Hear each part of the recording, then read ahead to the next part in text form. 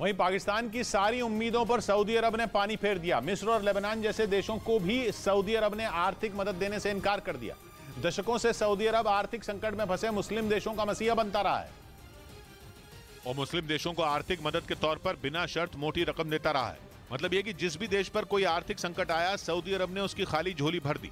पाकिस्तान को उम्मीद यह थी कि इस बार भी सऊदी अरब उसे भीख देकर उसकी मुसीबत का अंत कर देगा, लेकिन इस बार सऊदी अरब ने पाकिस्तान को बड़ा झटका दे दिया। सऊदी अरब ने एक बार फिर साफ कर दिया कि वो किसी भी देश को बिना शर्त कोई मदद नहीं देने वाला। मतलब ये कि अपनी आर्थिक नीति में सऊदी अरब बहुत बड़ा बदलाव करने वाला है। सऊदी अरब ने पिछले कुछ सालों में दुनिया के अलग अलग हिस्सों में भारी भरकम निवेश किया है और सऊदी अरब में नए उद्योग धंधे लगाने पर भी निवेश कई गुना बढ़ाया है, लेकिन वो मुसीबत में फंसे मुल्कों की मदद करने से साफ इनकार कर रहा है।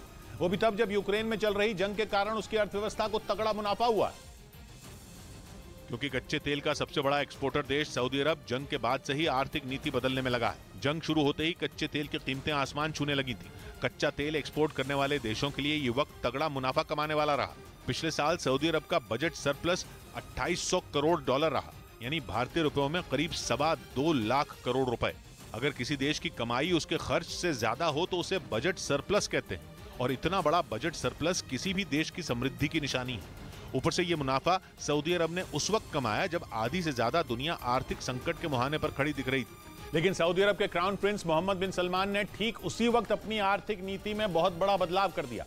यूक्रेन जंग के दौरान हुई कमाई का इस्तेमाल करने के लिए उन्होंने कुछ बड़ी योजनाओं पर काम शुरू कर दिया, जिनके जरिए वो कच्चे तेल पर सऊदी अरब की निर्भरता को कम कर सकें। यह भी साफ हो गया कि प्रिंस के प्लान में न तो पाकिस्तान के लिए जगह है और न ही मिस्र या लेबनान के लिए। ये सभी वो मुस्लिम देश हैं जो इस वक्त आर्थिक संकट का सामना कर रहे हैं। पाकिस्तान के लोगों के सामने तो भूख से मरने की नौबत है, लेकिन सऊदी अरब ने साफ कह दिया कि मजहब के नाम पर किसी को मदद देने की नीति अब खत्म हो चुकी है। मतलब यह कि पाकिस्तान का मजहब वाला कार्ड अब कभी नहीं चलेगा। पाकिस्तान पिछले 6 महीने में 8 बार सऊदी अरब से कर्ज की भीख मांग चुका है, लेकिन सऊदी अरब के रुख में नरमी नहीं आई।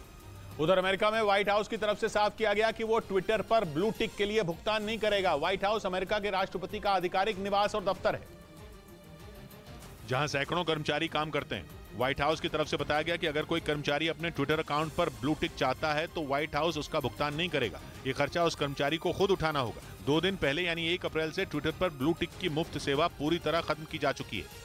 इस बीच खबर है कि चीन कंबोडिया में बने अपने सैन्य अड्डे की ताकत बढ़ा रहा है। कंबोडिया में चीन का दूसरा विदेशी सैन्य अड्डा है, जिसे वो इंडो पैसिफिक रीजन में चालें चलने के लिए इस्तेमाल कर सकता है।